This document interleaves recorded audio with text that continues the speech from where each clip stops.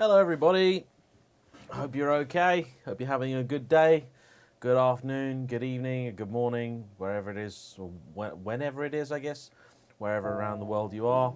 You are going, I love that, the beep from my computer is to tell me that I've gone live. Thank you computer, you're so helpful, without you I wouldn't know what I was doing. So we'll let everybody sort of mosey on in because it always takes a little while for everyone to sort of appear. I say a good evening to everyone that's joined us already, to Taylor, to George, to Neil, to Gus. Hello all, welcome very much. Also a bit of gossip and questions coming through already. Autoism, you're a bit behind. I haven't had a Lotus XL for quite some time. Sold it a couple of years ago. One of my automotive regrets. Would have liked to have kept onto that one if I could. Great car, but unfortunately at the time I just didn't have the money to do with it what it deserved. So evening Malky, evening Jason, evening Simeon, evening to the Cadbury Cream Egg. Bit early time. I was a bit late. Yeah, a bit late for you now, I suppose. Evening Clive, Stuart, 1904, and to Dan.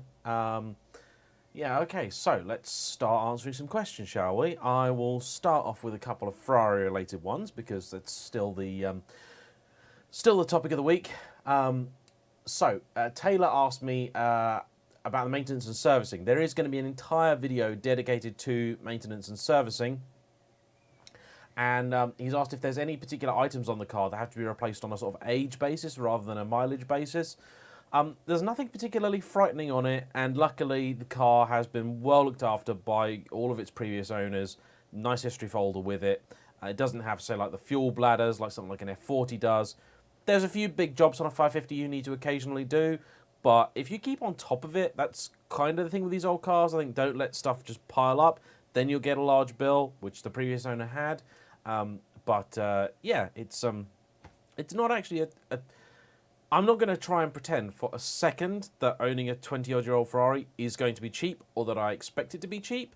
But I think if you're clever and you're careful, it's manageable, shall we say? Okay. All right. So a bit of gossip from Owen. He says that the chassis number Exige, chassis number 1 Exige seems to have sold. And yeah, Owen, thanks for that gossip. I know you went to look at that car. Thanks, Gus, on the 100k subscriber. Congratulations.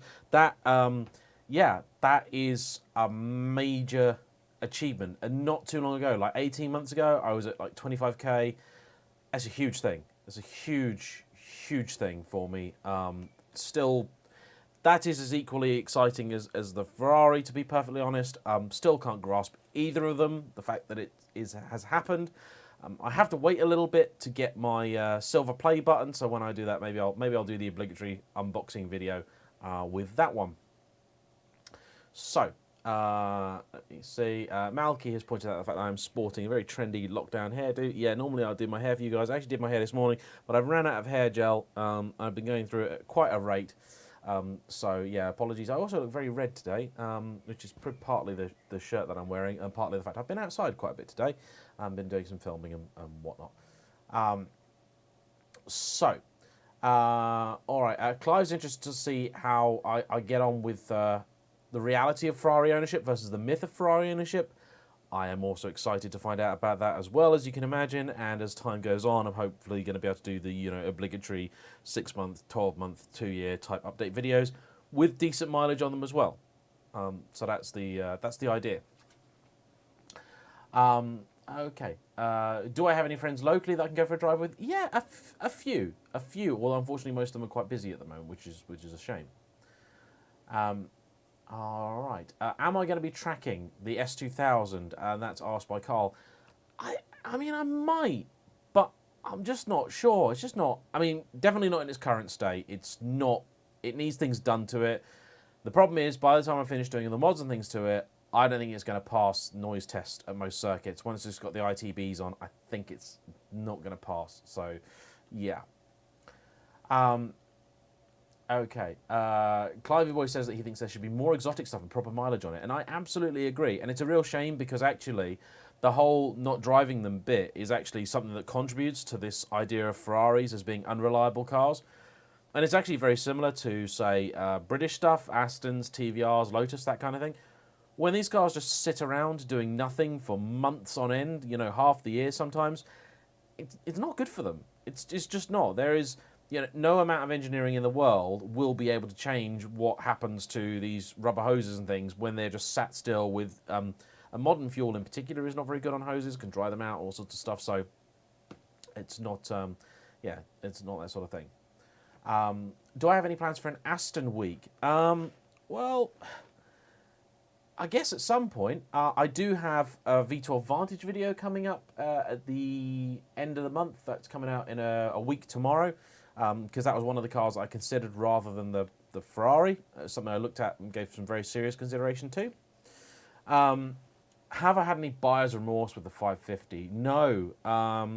No, not in the least. In actual fact, if anything, the kind of the bond with the car has gotten stronger.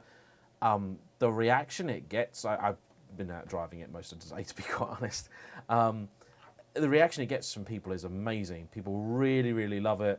I don't really get any grief from it, I think, because it's not like shouty or sort of aggressive like a modern Ferrari. You know, something like a 458, 488, something like that. And yeah, look, it's not the fastest car in the world, but it's plenty quick enough. It's about the interaction, it's about the noise, it's about the feedback, it's about the feel, everything else, and it's just, it excels in all of those departments so very much. Yeah, absolutely love it. Okay. Here's an interesting one. What do I think of the rotary gear knobs in Jags? So the little ones, and Range Rover had as well. They rise up and turn. They're a pain. I hate those.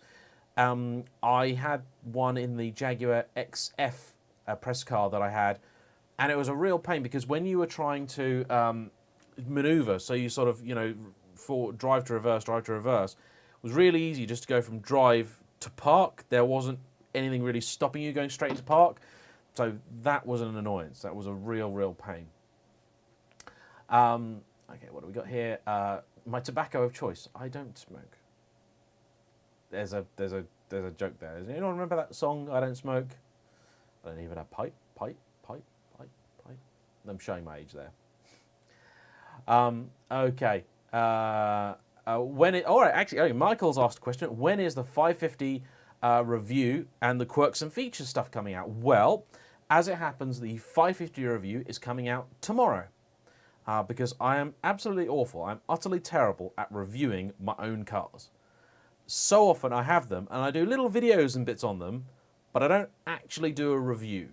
So I wanted to make sure to do a proper review with the 550.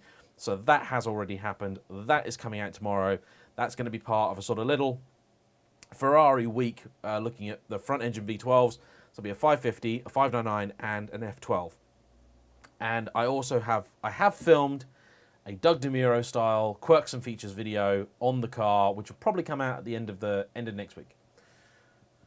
Okie dokie. All right. Oh, more gossip from Owen. Someone is selling an immaculate Ferrari 348 TB for 38 grand.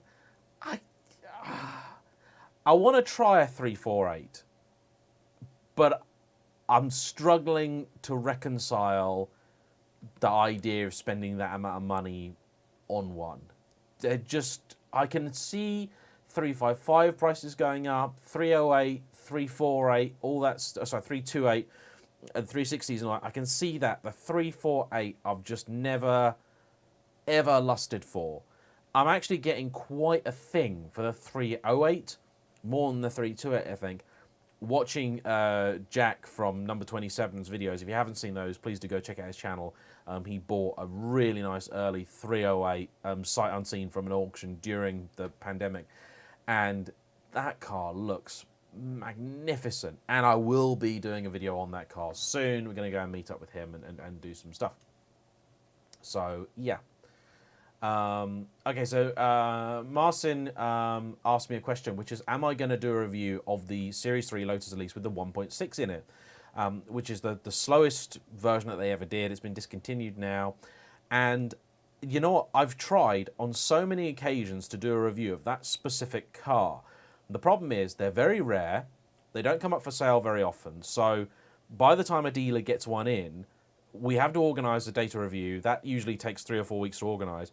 And often by the time the day has come around, the car sells. They sell really quickly. There's not a big market for them, but the people that want them want only one of those. So whenever they come up for sale, they just go. So I really want to try one, but I haven't. Paul wants to ask when I'm going to review his 340R. Drop me another email, Paul, and we'll organise that. Okay. Nick's had a couple of spots. Nick's supplied a couple of cars to the channel as well. So good evening, Nick. A new Bullet Mustang or a 70s Esprit in full John Player special colours. What do we think is cooler? A new Bullet Mustang or an old Esprit? I think I know what you're going to go for. Also, this is probably going to be my second to last regular live stream. There will be another one next Sunday, and then after that, because I'm kind of getting back to work on a pretty full-time basis now, I am going to be moving to, I think, a monthly format. And the format that I've settled on after the incredible success, which has still blown me away, of last week's videos, what I'm going to do is we're going to have a mystery movie night. So we're going to do a mystery movie night on the channel. It's something that I love doing, going to the cinema and seeing a film, and you have no idea what it is. So what I'm going to do is I'm going to pick something weird, something unusual, something forgotten, or something a little bit different. And so on a Sunday, I'm going to work out what time of the month. On a Sunday evening, we're going to have a mystery movie premiere of a review, and then we're going to have and then we're going to have a live stream afterwards to discuss it. A bit like an automotive kind of book club, I guess. So that's going to be the that's going to be the format going forward. So I hope everybody's looking forward to that. Sparky, don't worry about being late. You can catch up later. So yeah. Okay. Duncan wants some advice on a small car, a proper Mini, a Fiat 126, or a K car. Even though I haven't driven one, I'm kind of gravitating towards 126 for some reason there. Don't know why. So, yeah. My thoughts on the 987.1 Cayman. I love those cars. I haven't really reviewed one on the channel, which is a shame because I want to. But the S in particular is a fantastic sports car. I think they're a great looking car, and in many ways I prefer them over the 981. I think they're an awesome bit of kit, and they're really good value for money. Just get it checked out, make sure the bores are fine, and they are great. They are absolutely awesome. Okay. Michael remembers the video where me and Laurie replaced the headliner in my Subaru, which was fun. He wants to know if I'm going to do more stuff on my cars, or if I have done much more stuff on my cars. I haven't really, because to be honest, the amount of time I spend doing the reviews and filming and stuff, I have very little time left afterwards. That being said, there is a video coming out soon of me working on one of my cars, which is most unusual, but given the amount of free time I recently had, it seemed worthwhile doing. Do I think the BMW Z4M will rise in value if BMW stops making Z4s? No, I don't. Everybody kept saying that the Z4M and Z4M Coupe were going to go up in value years ago when I owned one, and they've gone up in value by the smallest amount, but I mean, not even enough to cover the servicing costs on them. So maybe one day people will look at them as a classic, but it's a long way away, I think, really, to be quite honest. Tom, congratulations on the 100k. Thank you very much. Any idea on my trip to the Netherlands or Germany is going to happen? Yeah, I would like to make it this year. The problem is I'm sort of running out of time because I still have a big trip to Japan planned at the end of September. I need to get up to Scotland to do a whole bunch of stuff, and that's going to probably take a couple of weeks. And I need to work out where to fit everything in, and then, of course, also do a whole bunch of editing as well. So it's all getting a little bit crazy now. Everything's kind of getting crammed in. I wish I could sort of push my Japan trip back by like a week or two, but it's currently booked, and as far as I'm aware, it's still going ahead. So, yeah. Are there any American cars I would consider owning? Yeah, there are. I mean, I wish the C7 had come in right-hand drive, the Corvette. I love that. I also had a hell of a time. So I've been driving some American classics recently, so I know a lot of people have spoken about doing more classic reviews on the channel, and there's about 7 or 8 classic car reviews all coming out in July. July is going to be a great month for classic car fans. So if you want classic car content, there's going to be loads of that coming up on the channel. So please do tune in for it, because a lot of people don't, and I'm not going to say that I'm going to stop doing classic reviews if they don't get watched, because I just review what I like to review. That's always been my policy and always will be. But if more people watch it, it's great, because it makes it much easier to justify doing that sort of stuff. Okie dokie.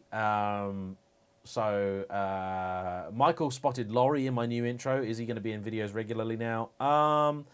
No, probably not. But I thought it very fitting to put him in the intro, considering the major contribution that he's made to the channel in its early days. And it's a great picture, and I really like it. So I wanted the pictures in the channel intro to kind of represent some of the progression that I've made over the years. So I thought that was a fitting thing to put in there. Okay. All right. So my thoughts on the Clio V6. Well, as it happens, in about 2 weeks' time, if things go to plan, I will be driving a Clio V6 and I will be reviewing it. So watch this space. Clio V6 is going to happen. Phase 2, I think. Okay, what do we got here? Owen also points out that you can now get a late R8 V10 Plus for less than £80,000. I know, it's another car I thought about rather than getting the Ferrari, but it's just not that special, not as special. Still a lovely thing, of course. Okay, if I could head off in the 550 tomorrow for a last-minute long-distance road trip, where would I go? I would like to go to Scotland in it. I mean, I am going to take it to Scotland, because it's just born to go up there. It really is. Okie dokie. All right, here's a good one from Thanos. Did I think that revealing the Ferrari would change the way people would see the channel or me? I worried that it would. That's why I kind of took pains to try and point out the fact that having the Ferrari isn't going to change what the channel is or what the channel is about or anything else. It's just an extra thing. I mean, if anything, it's a motivator. You know, it's got finance on it, so I need to keep making those payments. And, you know, I've got to work for it, and I've got to feed it and all that stuff. And it's drunk a load of fuel today, to be fair. But, you know, that's part of the enjoyment, right? I'm not worrying about fuel driving it. You've got to just enjoy it. That's the main thing. So, no, I'm sure there'll always be some people that will sort of judge me harshly for having a Ferrari, but that's a shame. But, you know, I know that the people that have been here on the channel for a long time will hopefully know by now that what I own doesn't really influence the channel all that much, to be perfectly honest. Okay. Would I ever buy a Tesla or another electric car? Yeah, I would. Yeah, it's a decent runabout. I would. I mean, the Model 3 Performance was an incredible thing. Seriously, crazy fast car. I like the Kia e-Niro. That was a nice car. And I do have I've got a Kia Soul EV, which is going to be the second generation Soul. The first electric car I ever drove was the original Soul. So it's going to be interesting to see how far forward that has come. So Gabor asks, what Alfa Romeo would I own? If you were going to make me buy an Alfa again, Giulia Quadrifoglio. I really like those. They're cool cars. Which is best? Any MX-5 or a Mark III MR2? Also, have I tried a Clio 197? No, I haven't tried a Clio 197. I've got a Clio 200 coming up for review at some point in the near future. I really like the MX-5. I wasn't a huge fan of the Mark III MR2 when I drove it. It has to be said.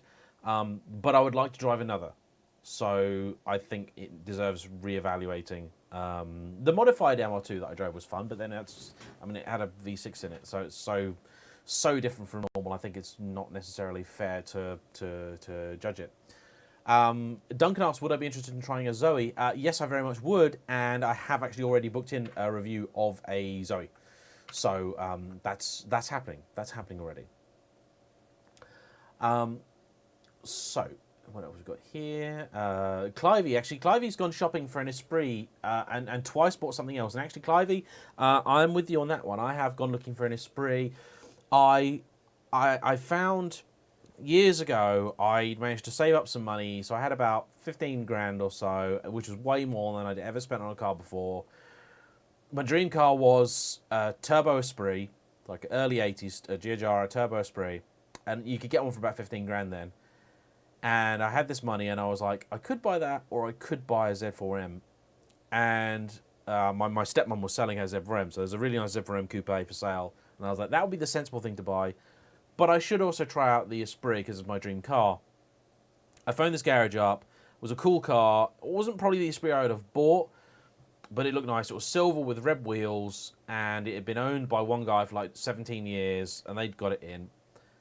I phoned them up on like the Monday and said, oh, can I come down on Thursday and drive the car? They said, yeah, sure, but it's just having some work done. We'll let you know. And I thought, well, that's surprising that it's having work done because they've already had this car for like 6 months that I know of. And I then phoned them up on Wednesday evening just to check that I could still come down in the morning. And they were like, yeah, sorry, the car's still being worked on. And I thought, well, hang on a minute. You've had this car for 6 months and it's being worked on all week. Like, what is wrong with this car? And I just decided, like, look, no, I can't afford it. Something's going to go wrong. It's going to cost me a fortune. No. Carl is popping to Spa in November with Open Track. Yeah, if I could, I will come along. I don't know if I will be, though. I will see. Yeah, good one from Ian. Am I still 100% a one-man band? Or do I have an assistant helping with any aspects of my channel?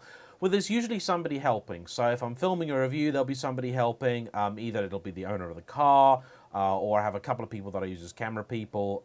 My girlfriend's been helping a lot recently as well because, you know, that's kind of been the easiest way to do things and, you know, stick with the rules and all that jazz. She's done a little bit of editing as well.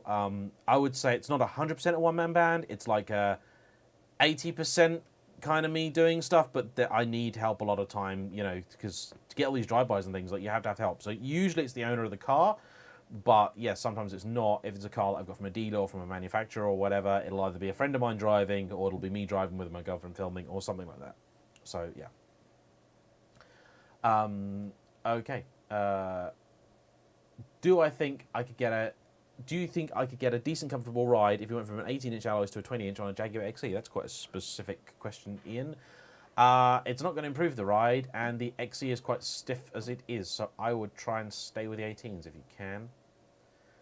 Which is more thrilling, the Lotus XE 410 or 430 or a 991.1 GT3? That is easy, that is the Lotus.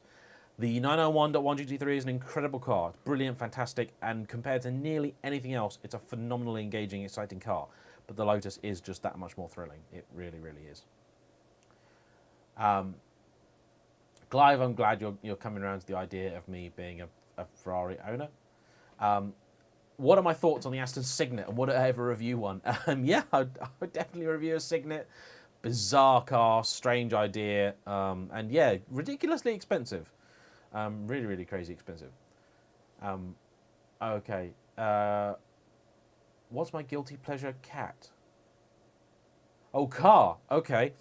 I'll tell you something. I drove a bunch of old American stuff recently, and I drove this Oldsmobile, which I really should hate.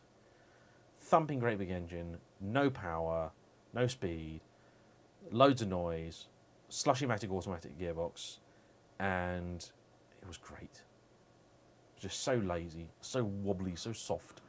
It was just a nice thing to just poodle about in. It was hilarious. I loved it. So that review's coming out soon. Welcome, Benzina. Recognise you from a lot of the comments. So yeah, thanks for joining.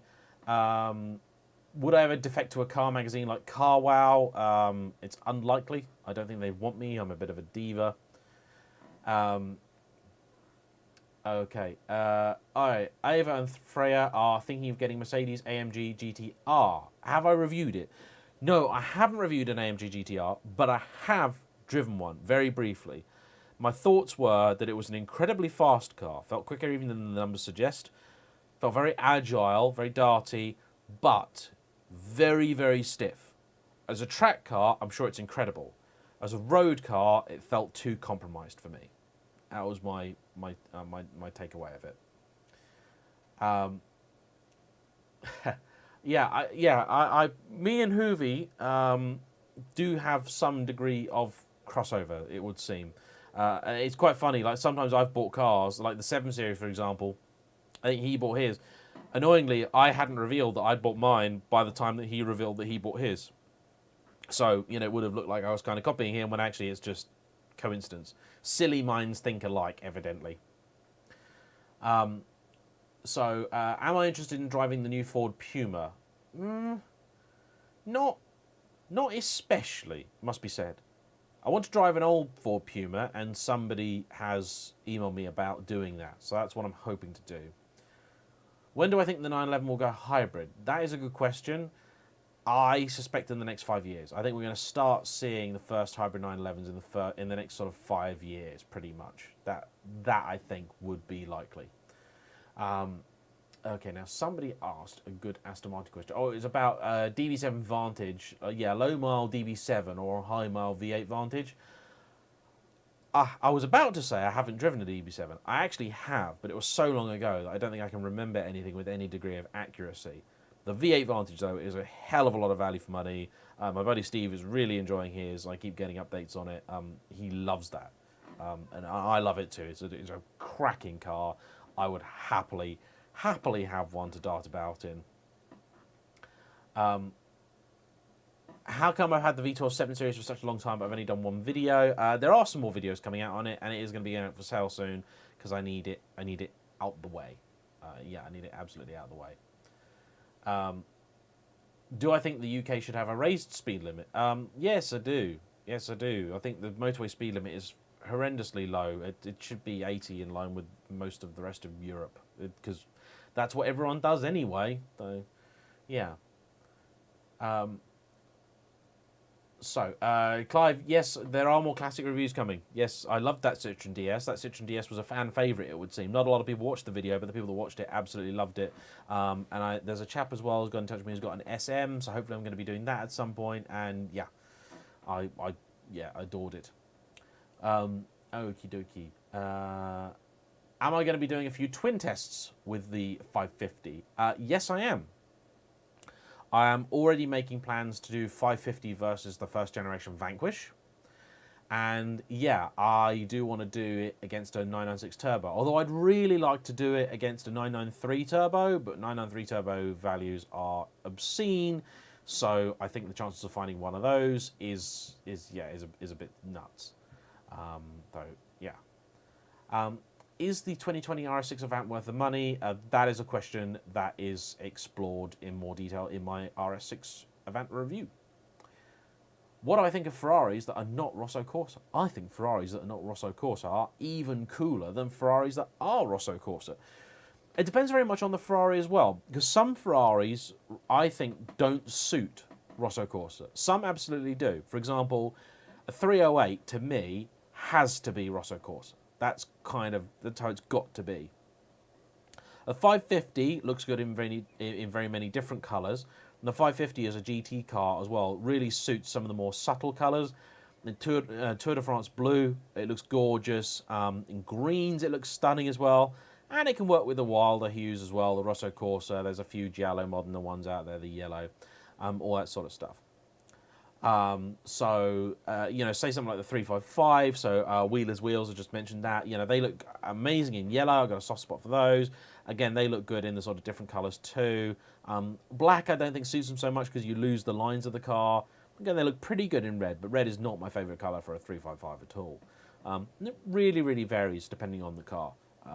Portofino, again, actually, I originally was kind of annoyed that I was getting a silver one, but actually the silver colour really, really grew on me. Do I still have my Honda S2000? Yes, I do. Yes, I do. Why are used cars so cheap in the UK? That's a great question, isn't it?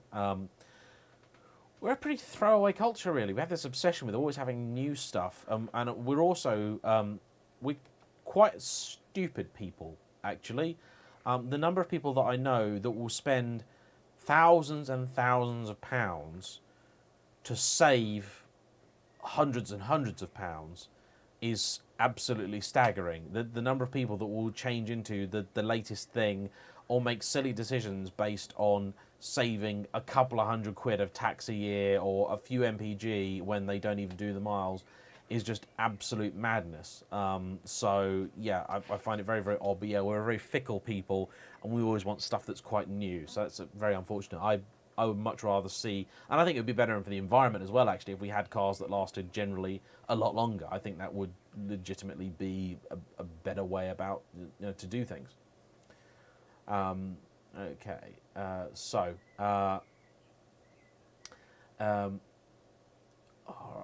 right. Matt, what do I think about the EU being able to control the speed of the car in future? I mean, I don't really care as long as you can turn the speed limiter off. That's fine by me. Mark has been out enjoying his Fiat Coupe. There's a weird car, isn't there? The Fiat Coupe. Still need to review one. A couple of people have gone in touch with me about doing one, and I do want to desperately try and get a review of one of those because they're an odd car. And I've got a lot of fond memories of the Fiat Coupe.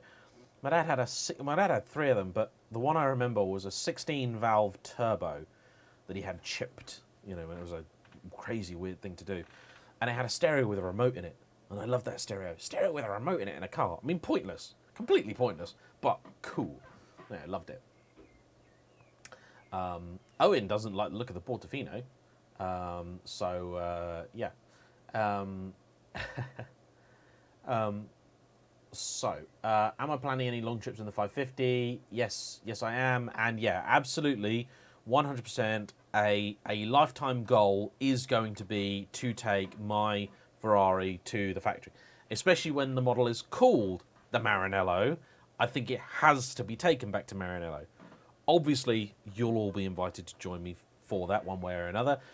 And I want to try and make it as special as I can. And I really want to try and do something nice, like get a couple of people out there with, say, other models of different years. So see if we can get, like, a few different Ferraris out there.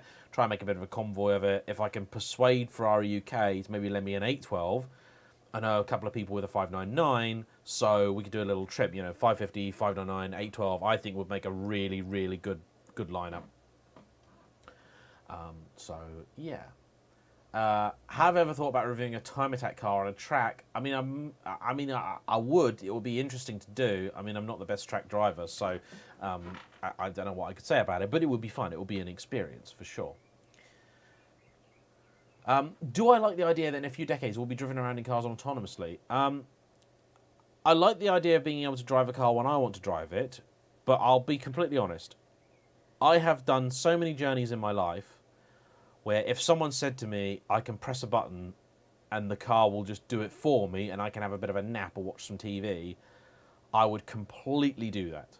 I would just 100%, I would go for that. There are so many journeys that are not exciting. I would rather not drive them at all. It's as simple as that.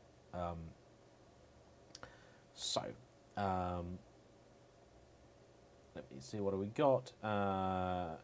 Quite a few people have a bit of love for the Fiat Coupe. All right, out of the 3 Renault Sport Meganes, which is the one that I've driven that was my favourite? It will be the new one, actually, Carl. I mean, I keep calling it the Renault Sport 3, but everyone keeps telling me that I'm wrong. The new one, the 1.8, that was the one. It was the steering that sold it, really. The one I really didn't like is the 250, 265, 275, even though I owned one of them. That's probably why I didn't. Yeah. I liked your one, the older one, the R26 shape one. That was kind of fun, and they're really good value for money, even if they're not the best built things. But yeah, the new one was quite special, quite different, and a hoot to drive. Absolutely. Wheeler Dealers, what do I think of it? It's an interesting program. I much prefer Car SOS for my car TV. Is Lotus going to make a 2021 Evora? Yeah, probably. Who knows?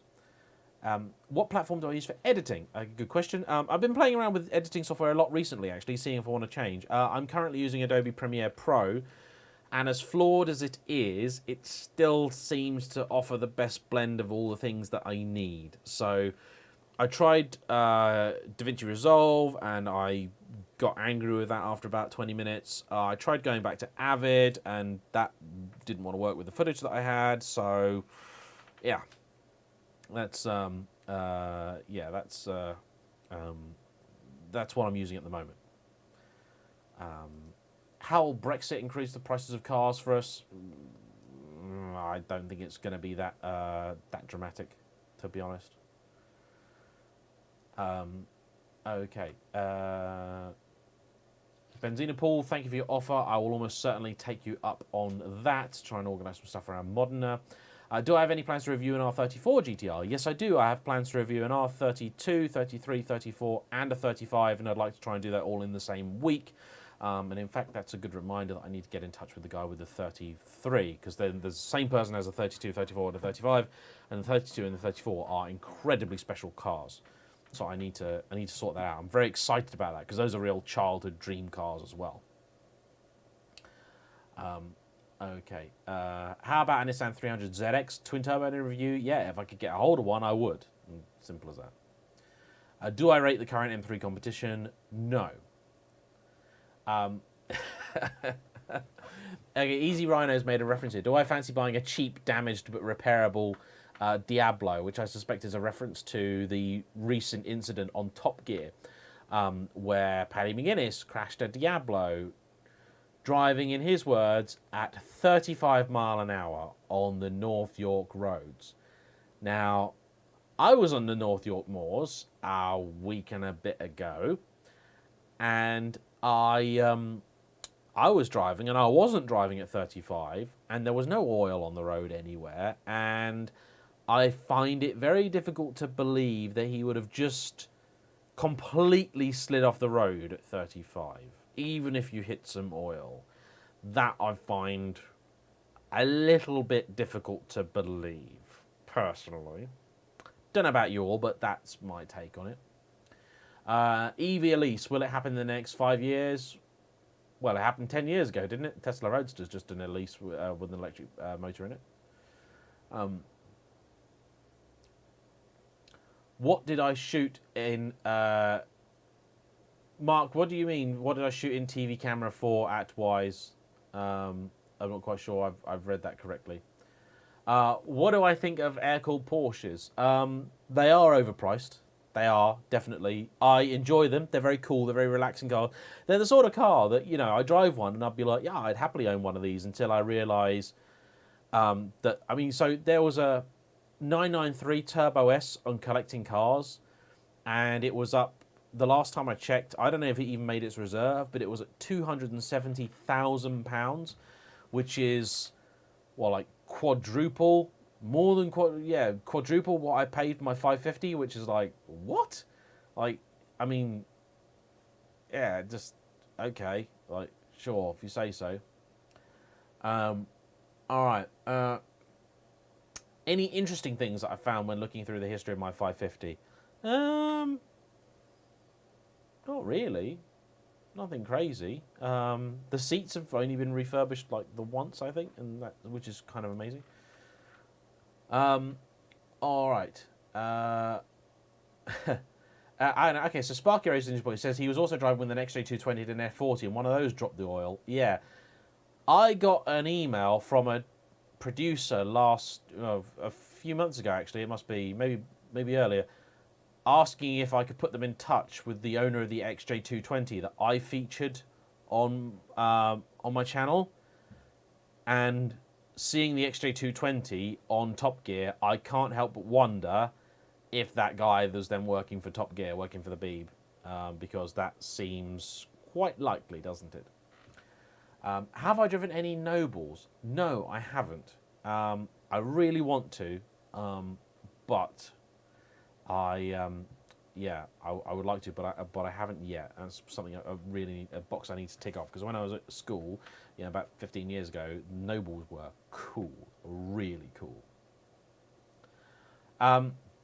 What do I think of Beers for Build so there's a channel in the States called Beers for Build. The guy rebuilds stuff, and he was doing a very interesting project where he was creating an Eleanor, the car from Gone in 60 Seconds. And he was basically taking a body of a classic Mustang and put it onto a modern Mustang, which is quite interesting. and all the videos got taken down, and the studio took the car back. And I think he's very silly because he should have done his research and he should have known that Eleanor is a piece of intellectual property, and that, you know, if you're going to do something like that, you need to pay people money, because there are other companies out there that pay a lot of money to license these things, you know, like a Bullet Mustang, that sort of stuff. You know, it's a licensed thing, so, you know, he's American and he should know how much they like to sue the hell out of each other over there, so yeah, he should have known about that. Okay. Mark, what format was I shooting? In the early days, I shot a load of HD cam, and then it was all digital stuff after that. Okay. Would I do a TVR Griffith review? Yes, I absolutely would if I could. Always want to do a TVR review. Always happy to do TVR reviews. Okay. Do people look at me more in the Ferrari or in other stuff that I've owned? I think maybe they looked at me more in the Lotus than the Ferrari, because it's bright yellow, it's a bit louder and all that sort of stuff. But the Ferrari gets a lot of looks. Okay, so the question here. This is not a controversial question from Wheelers Wheels. Are the R8 or GT3 supercars? I would say the R8 is, and I would say the GT3 is not. Okay, for 20 grand-ish for an F-Type, would I get a low-mile V6 or high-mile V8 or Maserati Gran Turismo 4.2? I wouldn't get the Maserati. I think the 4.2 is going to be a disappointment. I would get a high-mile V8 F-Type. The V6 F-Type is pointless. Don't understand it at all. Okay, Ian, as I'm a 550 driver now, and it's not very good on fuel, do I drive it as a daily? You know, could I justify it as a daily? I mean, I use it when I want to. The 550, I drive it like I do the Lotus. If I'm going to enjoy the journey, if it's going to be an enjoyable drive, I will drive the 550. But in all fairness, with the weather being so nice at the moment, I am just as happy, if not happier, to take the Honda out, because why wouldn't you? It's a great, lovely car. Hi Dan, welcome. Have I driven a Di Tommaso? No, I haven't. Demystify is thinking of getting a DB7 as they're very cheap. Would I go for a 6-cylinder, a 12, a manual, or an auto? Well, I definitely go for a manual.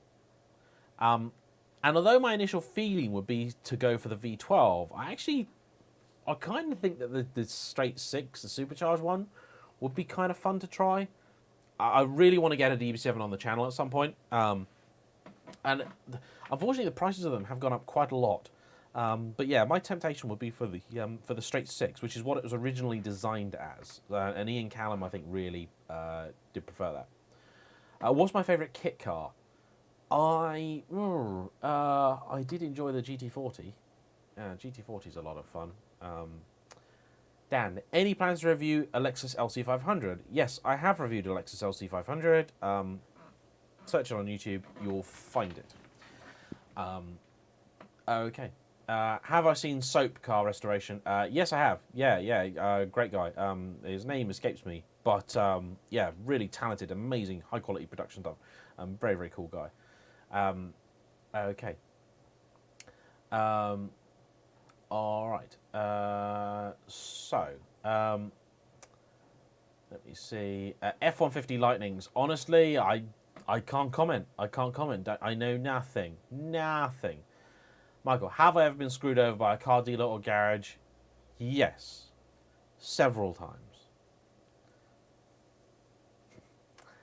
Opinion on older Lamborghinis like the Diablo. Diablo is still one of my dream cars. I desperately want to drive one. The Countach does nothing for me. The Miura, I think, is very, very beautiful, but the prices people want now are just stupid. Diablo I really, really lust after, but I do worry that would be a don't meet your heroes moment. That does worry me. How did I convince my wife to let me buy a Ferrari? Easy, don't have a wife. Teeps, oh, thank you very much. Thank you very much. Yeah, that's...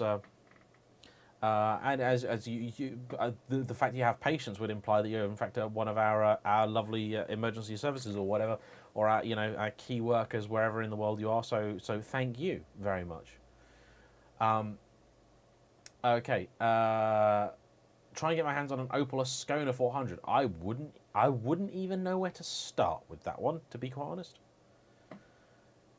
The Elise Heritage, good value in what colour? Well, to be fair, any Elise is always good value. The special editions do tend to hold their money. Lotus haven't done a special edition in a while, and there is a chance that the Heritage might be some of the last special editions to come out on the Elise.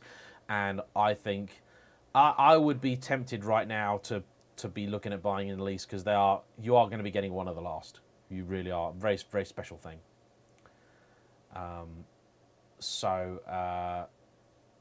Matthew has just bought himself an old Citroen C2 as his first car. I think that is a great choice for a first car. I spent a lot of miles. The first car that I sort of did real miles in was my mum bought a Citroen C4, 2007 one. That was, yeah, I loved it. The C2 is a good car. Nothing wrong with the C2 at all. Well, there's probably loads wrong with the C2, to be fair. But as a first car, great choice. Good man. Is there an alternative to the Elise, the 4C, or the Alpine A110? Not really. There's not a lot of stuff. It's a very small category, that. I mean, you'd have to sort of go back really to stuff that's not for sale anymore. Stuff like the Renault Sport Spider, those sort of weird things. Rob wants to know my top 3 classic buys. I still think that the Lotus XL is criminally undervalued. The Esprit seems to be quite a good buy at the minute. And in fairness, you know what, actually, having just done a load of reviews of classic American stuff, from a European perspective in particular, those classic American cars are actually quite good value compared to like the European equivalents. Like, you're paying silly money now for old Jags and things. So, yeah. What do I think of the styling of the new C8 Corvette? I'm not sure. I'm not sure it works. I think as a styling exercise, I much prefer the C7. But I haven't seen one in the flesh yet, so that could change everything. Okay. Have I ever driven and reviewed a concept car? Well, technically, yes. I did the Audi Q7 V12, which was a production car, but the one that I drove was owned by Audi UK, and it was what they called the exclusive concept. So it had loads and loads of leather in it, and it had like a wooden boot floor, so it was done like a speedboat, like a Riva type thing, and it even had wood on the back of the seats. It was in a 4-seater configuration, so there's no middle seat in the back, and it was like a £50,000 option it was going to be, and I don't think they actually sold any, because it was going to be like a £155,000 car like 13 years ago. So that was that was officially a concept car, and that was quite cool. Views on the Mark 1 Scirocco. I haven't driven one, so I couldn't say, but they look nice. What's going to happen with McLaren? Who can say? Who can say?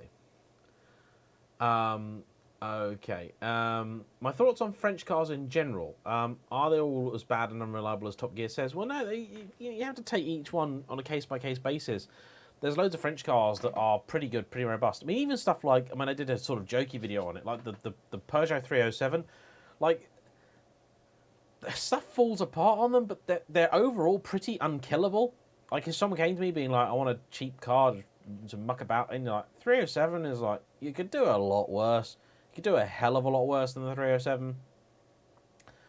Oh, there's a good one from Julian. Aston Vantage or Maserati 4200 Grand Sport if the age and price were the same. I've not done the Grand Sport or the 4200. My initial thought would be to say the Aston. Give me a bit more of an event, but there's a lot to be said for the Grand Sport, I have to say. Okay. All right, so here's a good one. Steady Red. After 9/11 week, he's thinking about buying a 997.2 Carrera 2.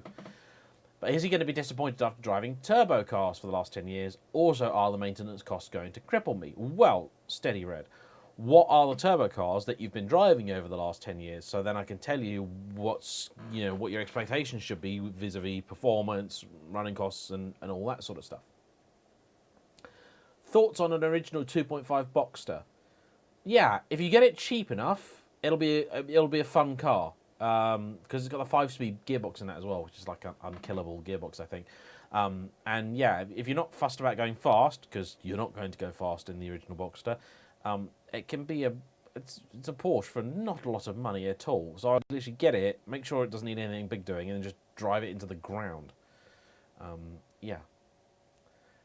Okay. So what are my thoughts on the low production number Lamborghinis, such as the Jalpa, the Espada, and all that? The Espada is a weird car. I don't like the look of the Espada at all. I've been really fascinated watching Harry's Garage's series on the engine rebuild, all that sort of stuff. But the Jalpa, I think, is an interesting car. The Urraco is an interesting car. I would love to try Jalpa in particular. I'd love to have a go at. So yeah. Did I ever go to Top Gear filming? No, I didn't. A chap I know who's got a channel called Miller Corner, he did go, and I think he did a video on what it was like. So yeah. What is the worst colour interior ever?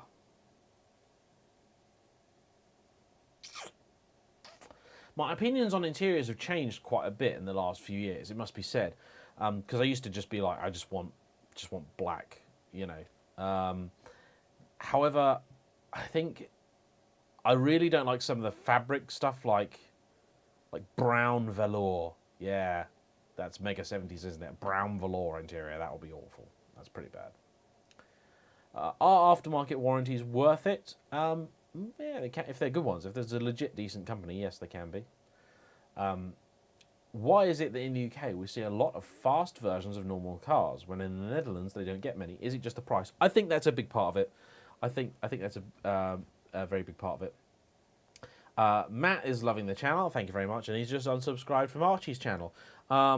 I tell you, the last video I watched of Archie's, I was really disappointed at, because it was a video where his dad had a 550, a really nice 550, with a decent pedigree to it. It was Ross Brawn's car, and then Rod Stewart owned it.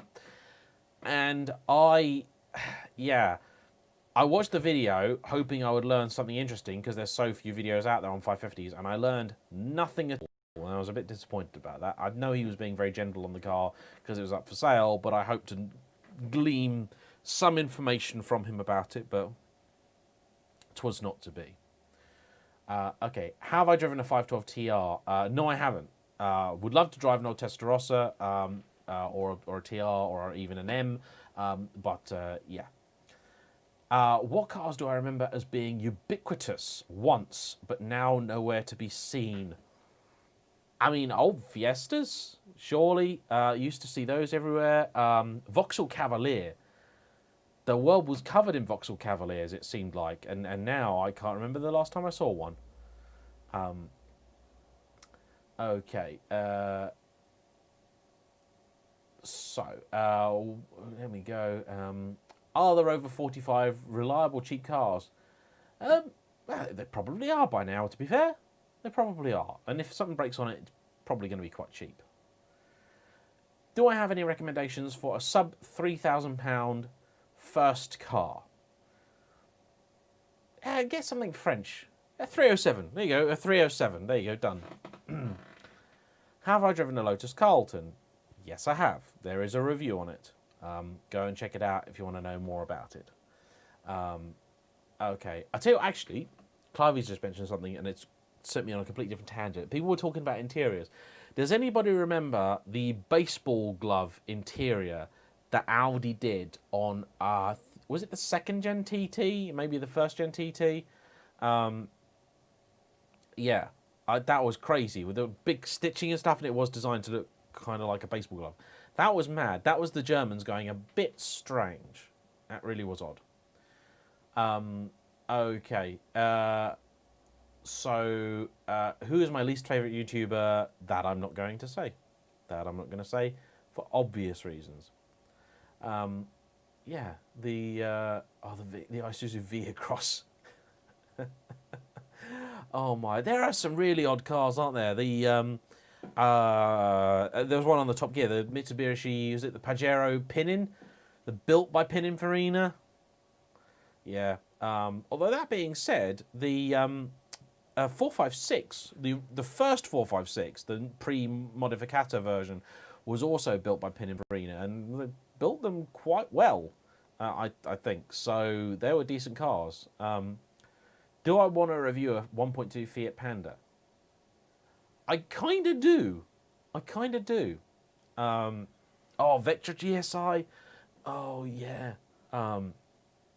That was... yeah, I mean, to be fair, let's be honest here. Like, a Vauxhall saloon car, Ford Vauxhall saloon cars, they were the mainstay of Britain for so long.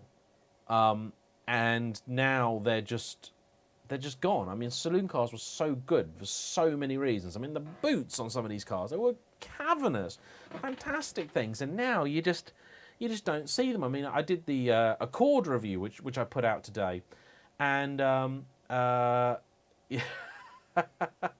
I did the Honda Accord review, and that was the sort of car you used to see a lot of, and now you don't. I just noticed a comment here from Nick, the poor bastard who changed my S-Class spark plugs. Yeah, sorry, Nick. Sorry. Well, hey, the guys at Alex Crow are really nice, and they looked after my car really well. Yeah, I would love to do a C32 AMG review, because it's one of the gaps. So I've done the C43, and I've done the C55, and I've done the W204 with the 6.2, the C63. So I need to do the C32 to sort of fill the gap, as it were. And I've even done the 190E, which I guess you could sort of see as the predecessor. And I then need to do the modern C63 with the 4 litres. So yeah, I'd love to. I just need to find one. Sierra Cosworth. Stuart asks, any chance of a Monaro review? Yes, I have already. I did a VXR8 review. So I haven't done a Holden. I would love to, but yeah. If I was going to mod a BMW M135i, what would I do besides a remap? I would take it to Birds, and I would get their suspension kit on it. That is precisely what I would do. That is what it needs. Mark, have a lovely evening. What do I think will happen to JLR? Well, the Land Rover bit of it, I think, is going to be okay for a while. The Jaguar bit seems to be in a bit of trouble, and I don't know what they're going to do.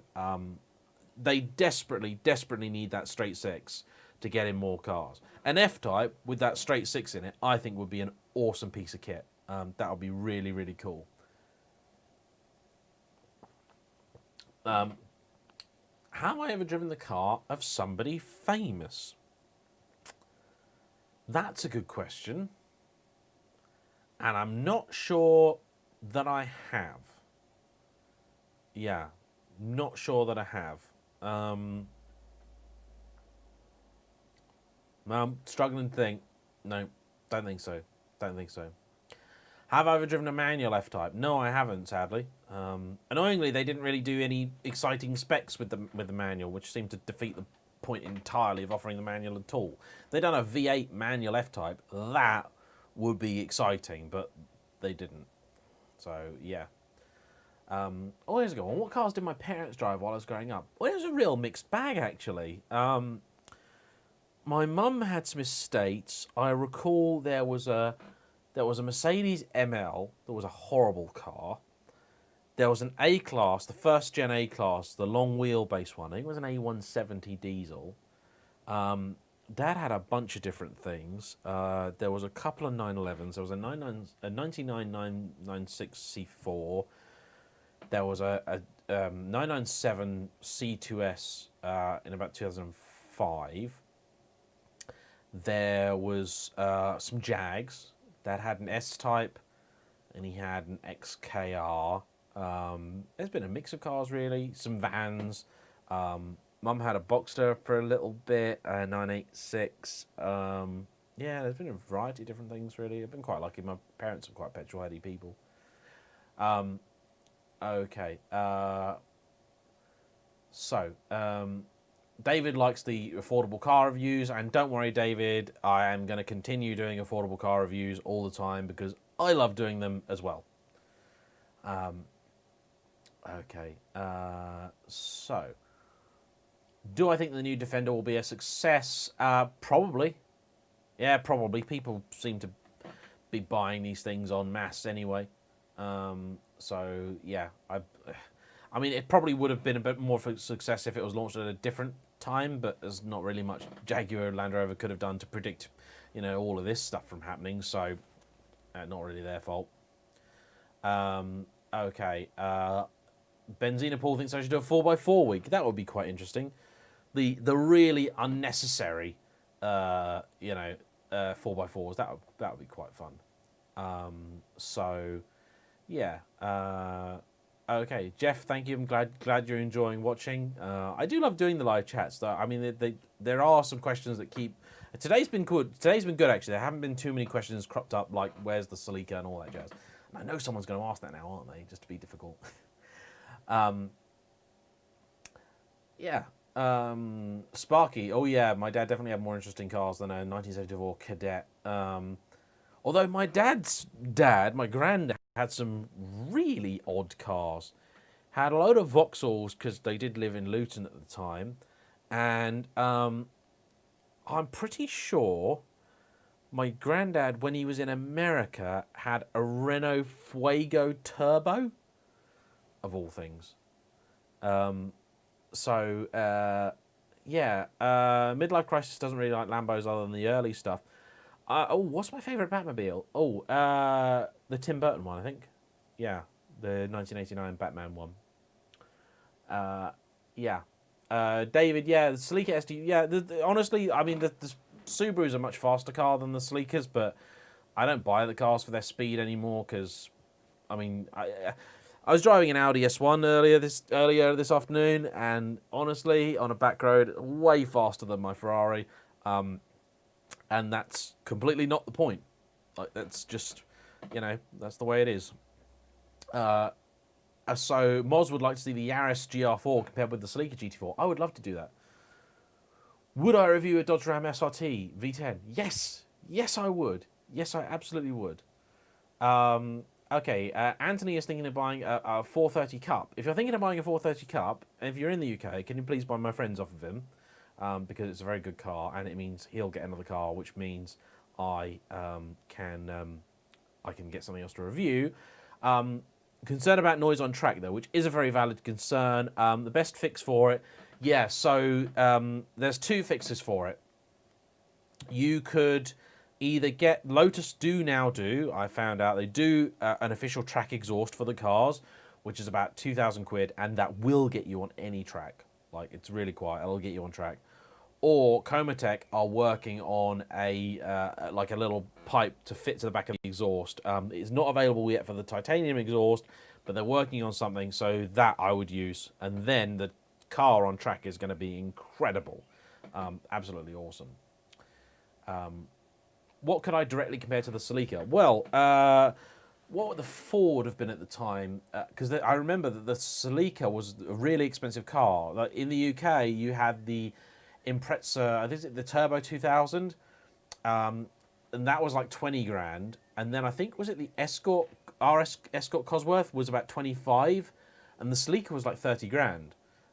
So those would be the cars to compare with. How's my S2000 getting on? S2000 is great. Why do movies get car physics so wrong? Like Worstman on Grass? Well, because they get all of physics wrong in films. I tell you, here's the thing. Here's a thought for you, completely not car related, right? So there's a whole bunch of stuff in movies that happens that's just part of like movie physics, movie world.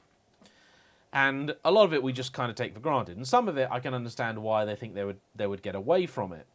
Or get away with it, because how would you know? Like, for example, I didn't realise until my friend told me that with a train or anything like that, there's always that scene in the film where they uncouple the train and then the carriage goes away on its own down a cliff or something. You're like, well, actually, the minute you uncouple a train or anything, the brakes automatically apply. So that wouldn't work.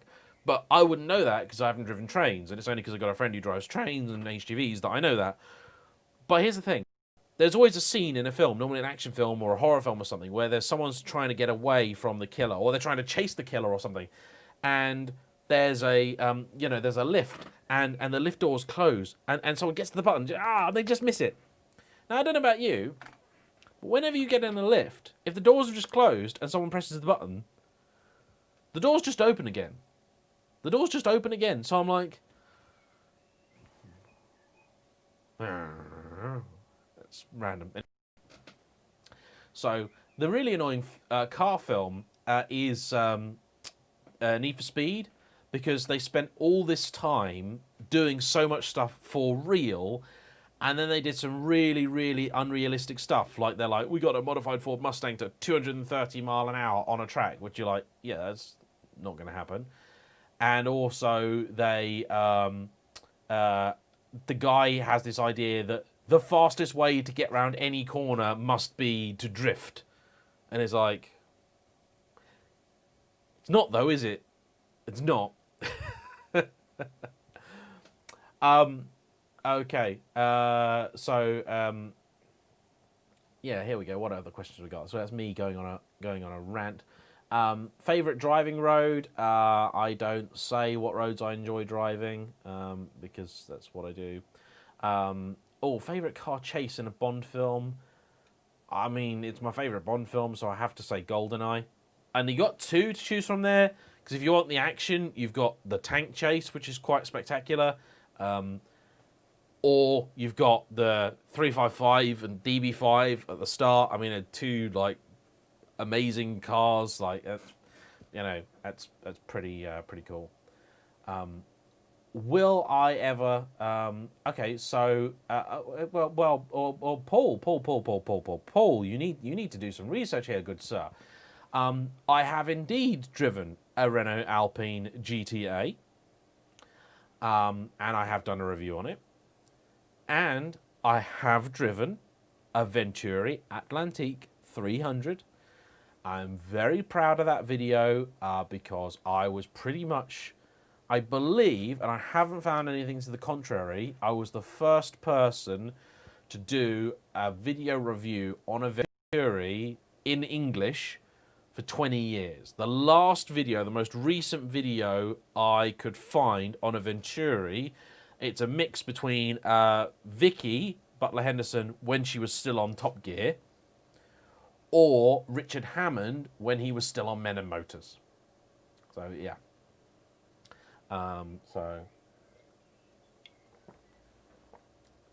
Do I have any particular favourite driving music? Yeah. It has been asked before, but I will do individual playlists for all the cars that I have. It's a mix, really, between a bit of rock music and usually sort of 80s pop type stuff. It varies depending on what mood I'm in, really. Yeah. Am I a tuner, or do I prefer to keep it stock? I enjoy the odd tasteful modification that will enhance a car, but I don't want to do anything crazy to a car, really. Let me see. How many times did Brian shift in his Eclipse in the opening scene of Fast and Furious? Yeah, all the times. All the times. Best bang for buck car, sub $5,000. Not going to be a GTO. No way. EP3 is not a bad shout. I mean, the Accord I drove the other day, you wouldn't get that one for $5,000, but you get something like it for $5,000. That was a hell of a lot of fun. Subaru's a great shout for $5,000, but they are really high maintenance. Like, something big is going to break on those, so a Honda is going to be a much safer bet in that regard. What is my favourite movie of all time? RoboCop. Do I prefer to drive a stock car for review or a tuned one? It doesn't matter, really. Sometimes it's interesting to drive both. If it's a particularly important car, I prefer to drive standard first where I can. But yeah, it varies. It really, really varies. Why is the Exige not a supercar? That's a really good question. It's a really, really very good question. So I think the Exige is not expensive enough to be a supercar. I don't think it's exotic enough. The engine being relatively humdrum doesn't help it. The numbers it produces, although some of them are impressive, although I think they're BS numbers, are not good enough to be a supercar. But there's lots about it that is very supercar. It's why I always used to say my Evora was like 2/3 supercar, because it looks like a supercar, it sounds like a supercar, it drives like a supercar, it's just not as fast as a supercar or as expensive. That really is kind of what stopped it from being a member of that club. So, yeah. Thoughts on a 911.2 C2S? Which 911? You need to tell me which 911 there. Yeah, Simon points out that I did once have a very heavily modified M3, and I enjoyed the M3, and it was set up for the track, but I was always worried about, you know, some of the parts that were on it being very expensive, and what if they broke, they'd be difficult to replace, and all this jazz, so, yeah. Yes, Moz wants me to find a Tommy Kyra ZZ.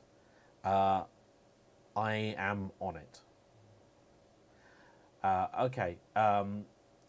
Okay, John, or Jay, I don't know, it's not John, it's just Jay. It's Jay Wilson is rebuilding an 8-valve Integrale. Would I do a lookalike Martini edition or just go factory original? I think I would probably go factory original with that. That would be my guess. Did I watch RoboCop as a kid? Yes, I did. I was partly traumatized by it, but it's also an awesome film.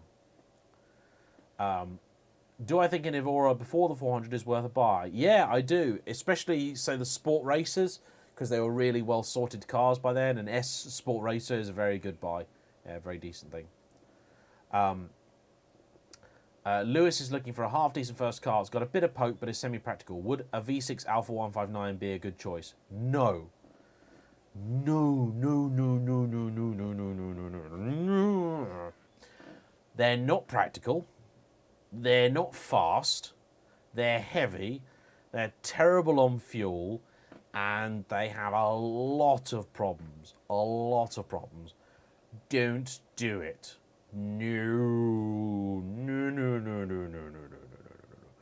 I mean, if you can, if you want to go for that sort of route, Mondeo ST200 or 220, something like that, that would be where I would more go. What is the 600 LT like to drive? Obviously, there is a video about that. It's a great car to drive, very exciting. It's not the most planted. It's better than the 570. The 570 has this really weird thing where you, especially when you're going at really high speeds, like to triple digits, the rear of the car becomes very, very uneasy, and I'm surprised very few reviews have mentioned it, and the car does not inspire confidence. At normal road speeds, like below 60, 70, like it's fine, it's super fun, really responsive, but yeah, it gets unsettled, and it's not confidence inspiring, which is a shame. The Super Series cars are much, much better. The 600 LT is more planted. The 600 LT should sound better. It's probably one of the better sounding McLarens, but all of them sound like garbage. It's got some drama to it with the fire out the back. Not that it can do that much anymore. And also, with my buddy 600 LT, it just does not steer as good as the 570 did. That's a shame. That's a real shame. Benzina, Paul, I am already on at least one of those cars. Am I paid to wear those shirts? No, I'm not. No, I'm not. BMW E60 M5 prices in the future. I think ultimately they will go up, but I don't anticipate them going up by much because they're always going to be haunted by stories of the gearbox breaking, the rod bearings in the engines going, and the fact that they are obscenely thirsty. That's always going to haunt them. Dog or cat person? I'm a cat person. I used to hate dogs. Don't hate them anymore. I judge dogs on a sort of dog-by-dog basis now. So, you know, my default response used to be like, dogs, but no, I'm much better now. Yeah. Okay, so do I ever get recognised in public? Yeah. Not often. Not often. but it does happen. It actually happened the other day. I was at the supermarket and there was a guy that had an RX-8 and I was just admiring it. And yeah, he came up to me and he was like, "Hey, you're James Martin, right?" And I was like, "Yes, that's me." And actually, I was at the supermarket on Friday and I parked next to an Alpine A110, the new one.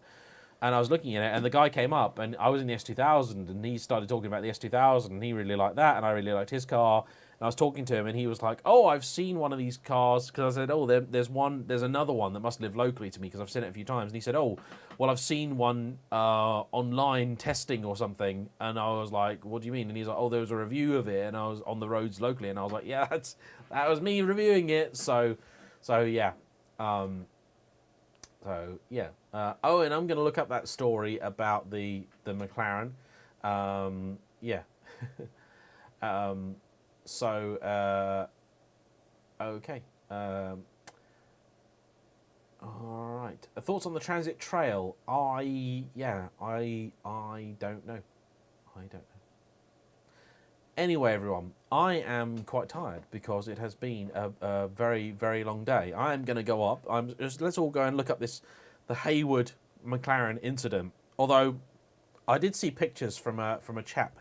His username is Mighty Mouse 24/7 on Instagram, and he was doing a top speed test day, and a hare ran out in front of him at 190 mile an hour. Not the hare wasn't doing 190. He was doing 190. The hare not so much, but he hit the hare, and it.